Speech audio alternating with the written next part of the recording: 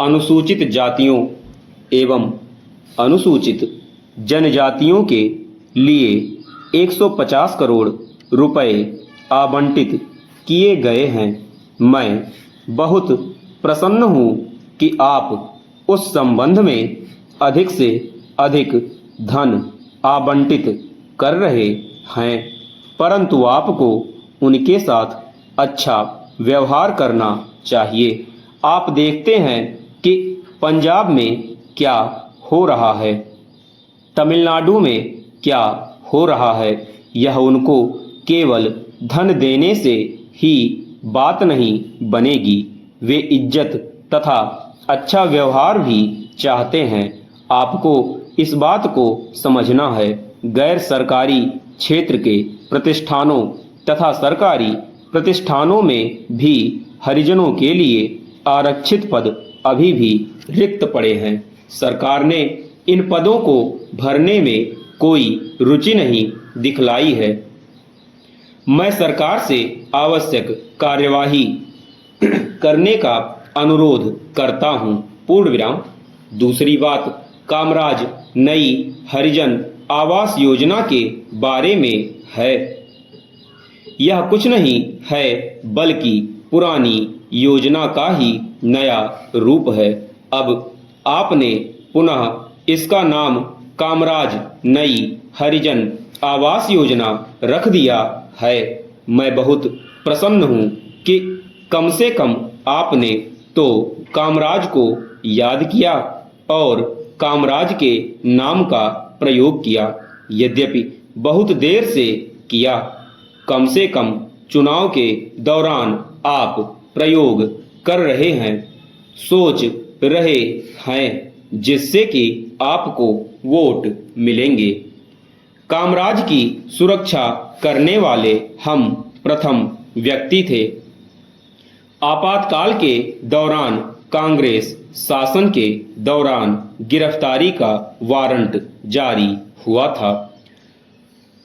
Doctor Karunanidhi ने इसे रोका। उन्होंने न केवल आदेशों को जारी करने से रोका, बल्कि कामराज को सुरक्षा तथा संरक्षण प्रदान किया। अपने अंतिम वर्षों में कामराज उनको दी गई सहायता और प्रजातंत्र बचाने के लिए डीएमके से बहुत प्रसन्न थे। पूर्ण विराम चेंज।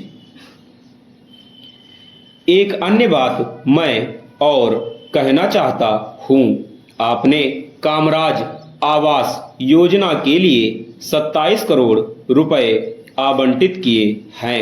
यदि एक मकान बनाने में लगभग 20,000 से 25,000 रुपए की लागत आती है, तो आप 1,000 मकान बना लेंगे।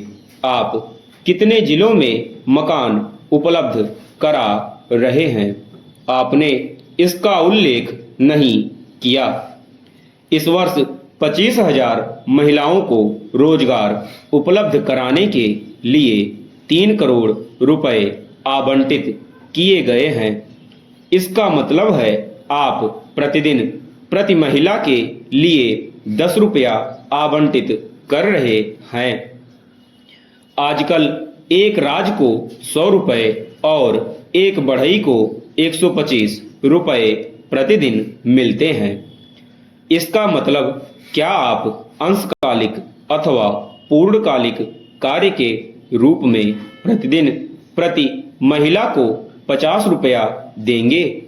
दूसरी बात है, आप बेरोजगार महिलाओं और अविवाहित महिलाओं से विवाह स्थगित करने के लिए कह रहे हैं। यह आवश्यक नहीं है। इस गरीब देश में वे स्वयं स्थगित कर रही हैं। आप विवाहित लड़कियों को बच्चों को जन्म रोकने हेतु शिक्षित करना चाहते हैं। यह भी आवश्यक नहीं है। आवश्यक वस्तुओं और खाद्य पदार्थों के मूल्य बहुत अधिक बढ़ गए हैं, जिससे वे स्वयं ही बच्चों के जन्म पर रोक लगा रही हैं। पूर्ण विराम।